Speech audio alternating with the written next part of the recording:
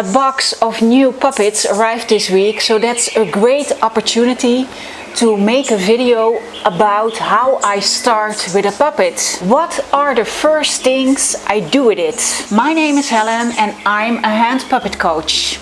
I help you to get started with a puppet in your class and keep you playing with tips and ideas. In my videos I often use puppets of the brand Living Puppets. I'm a big fan of them. Their puppets are awesome. Friendly, soft, well made, very well playable, and they look great. I love them.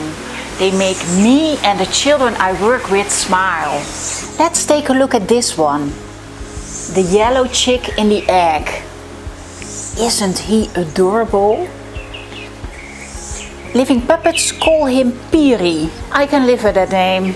I think it's a Piri. The first thing I want to discover is how do I hold him?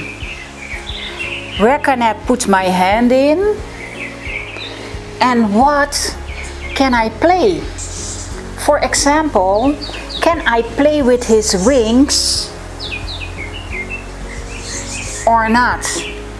And what can I do with the egg?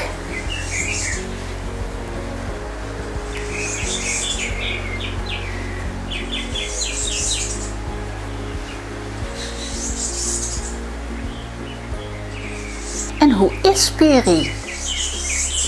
Is it a curious chick? Or a scared one?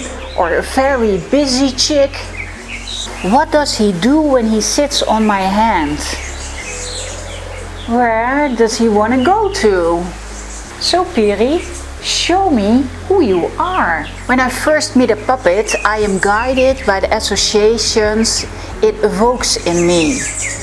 I am mainly researching, and after that I will experiment with his voice, his use of language and what he has to say. But that's something for another video.